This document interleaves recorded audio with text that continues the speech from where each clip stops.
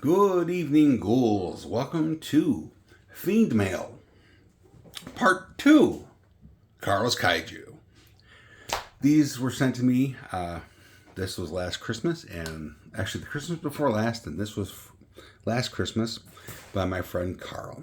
Karl and I both work on a podcast called the Deviant Legion Network. So I will get some links and everything to our shows, and you can definitely enjoy those. We talk about some really interesting stuff, and we have a ton of great hosts. Okay, so first off, these are both Bandai Japan figures, and they don't really scale. I don't know, the Bandai scale kind of goes different places at different times whenever it feels like it. Like for example, actually, in the movies, Biolante is absolutely huge. She dwarfs Godzilla by like huge amount of size. Destoroyah is also larger than Godzilla by slight amounts. But I don't know. The scaling's all strange. But anyway, I mean, heck, there's Gamera. I had to bring this guy in. Anyway, so yes, these are beautiful, beautiful, beautiful figures. So let's start off with Destoroyah. The sculpt on this thing is really, really excellent compared to the Bandai America molds, which are smaller, less detailed, and I think they were actually put up by Playmates at the time, I think, but they were licensed through Bandai. But anyway, focus up. There we go. So yeah, this is Destoroyah.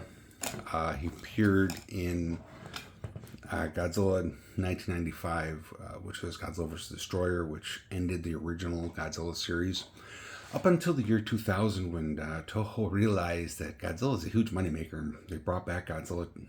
They brought back Godzilla in Godzilla 2000. But anyway, this is about the figures. This guy is he's a badass mother fluffer, and extremely powerful monster. Not very maneuverable because, I mean, just look at this thing. It's a brick.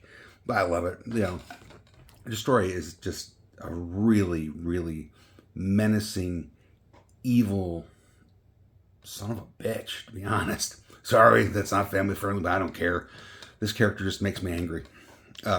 Well, the designers make me angry, but the actual what this monster does in the movies makes me quite angry and upset. And anyway, yeah, this movie is emotionally devastating. It hurts like really, really bad, and there's a strange. If you hear noise in the background, that's my cat Scout. He just loves being a kitty and doing kitty things and distracting me. But anyway, so yeah, it really hurts to watch this movie for me. You know, being a huge Godzilla fan, a lot of stuff happened in 1995 that really, actually 1993, 1995, that really caused issues. But anyway, articulation is really, really limited. I think, no, those are solid. Yep, a solid head. You can pose the wings here, yeah, to like there. But he doesn't look menacing like that. So we put the wings up, make him look all big and scary and intimidating. And that is this Destoroyah, or Destroyer, if you go by the American version. Yeah. Destoroyah has several forms. I think 4. There's the bacterial type size microbe. Then there is the crab version, which is like twice the size of him, being extremely deadly. Then there's a flying version that we see for like maybe a minute or so, and then here is Destoroyah's final form. The monster itself is great. It just, the movie hurts a lot. So if you get upset by giant monster violence and stuff, I would It's up to you on that one. But personally, it hurts a lot. But great movie. It's a good movie though, and great figure. And I really appreciate this from Karl. Thank you so much. Okay, now we're gonna put Destoroyah over here onto the side, and now we're bringing in the lady herself, Biolante. Now, Biolante is a large figure, not height-wise, but like width, and you play with the vines like this. And I don't think the ones back here have any articulation. Nope, they're just kind of there. Look at that amount of like scaly. I almost said lettuce. The scaly leaf design. I mean, that is really, really nice. There's not much there. It just kind of, there you go. There's Biolante with no. I don't know why that's so funny to me, but anyway. So Biolante is actually one of my most favorite Toho Godzilla monsters. I mean, look at this design. It's basically like Biolante is a combination of three things. It is a combination of Godzilla cells, which were sucked into a black hole after Godzilla, yes, they were Godzilla cells that were on Mothra. No. I'm thinking that's Space Godzilla. Okay. This is a combination of Godzilla cells, a rose, and the psychic energy of a girl named Erica. Yeah, in the movie. I was getting the origin of Space Godzilla and Biolante temporarily confused because, well, that just happens because of, well, confusing stuff. So let's take a look in here. And I don't have Google Translate activated, but that's okay. But yeah, I absolutely love Biolante.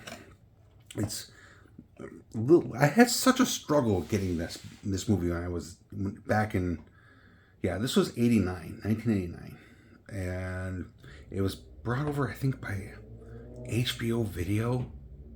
So I was actually able to get a VHS copy of this after, like, trying so freaking hard to see it on TV. Way back when, the cable was analog. And you could get these cable boxes that would, like, decode different channels. And this was showing all the time on, I think, either Showtime or Cinemax. And if you hear that noise in the background, that's Scout.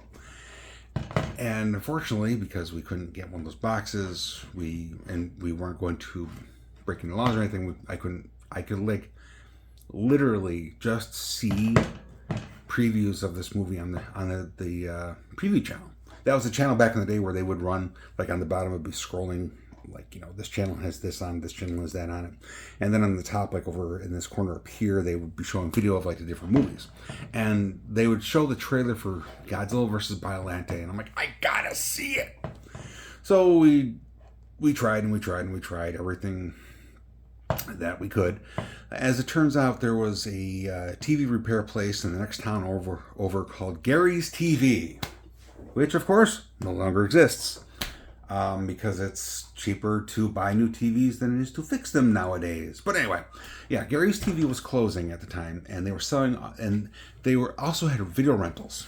It was TV repair, VCR repair. They also, I don't remember at the time if they did beta or anything like that, but probably they did before I was around. But yeah, they were selling their complete VHS collection because of their rentals and stuff.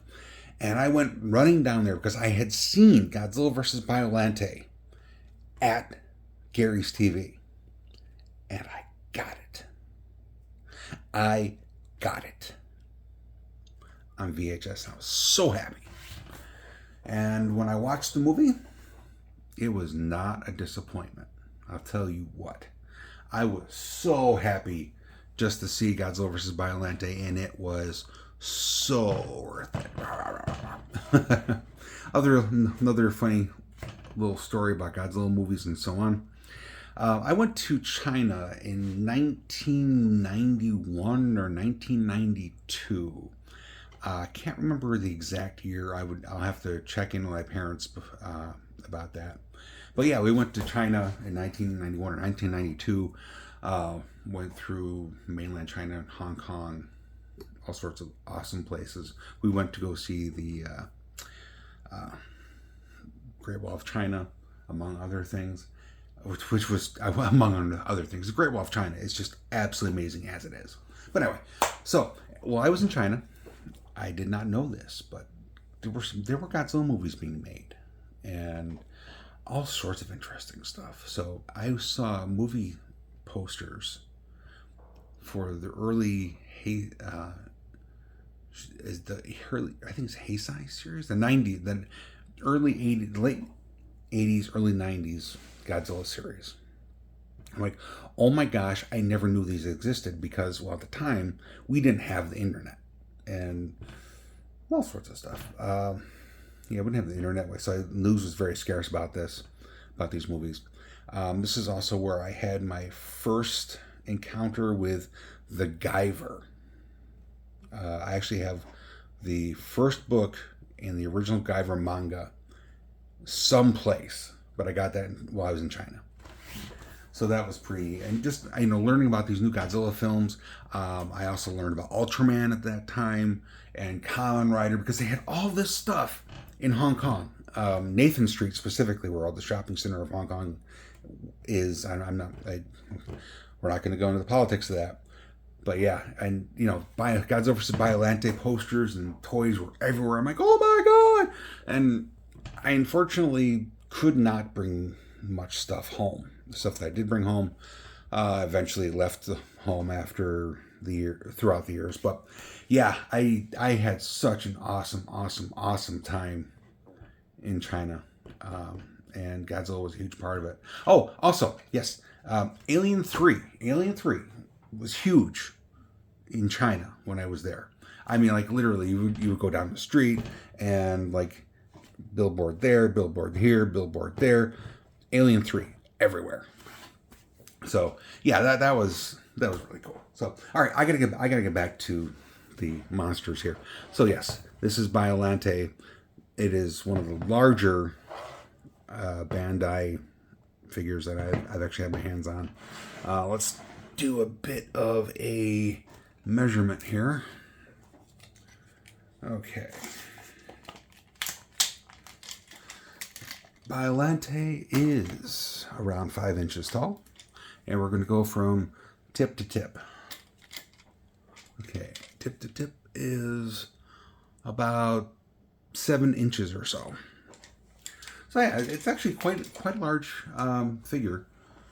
I mean, I don't know what the scale is, but if you put a Godzilla 89 figure from the same line up against this, it would probably be taller.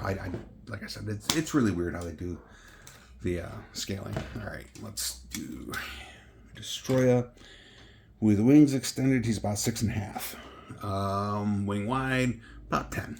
So yeah, it's not 10, is it? Yeah, it is. Look at that. Okay. So anyway, yes, huge thank you to Karl for sending these over for Christmases, and also for being a friend and working with me, actually managing, I should say, the Deviant Legion network. So yeah, that was my little trip down memory lane for Godzilla and some world travel. So I'll be back with more stuff. So have a great night, everybody. Goodbye.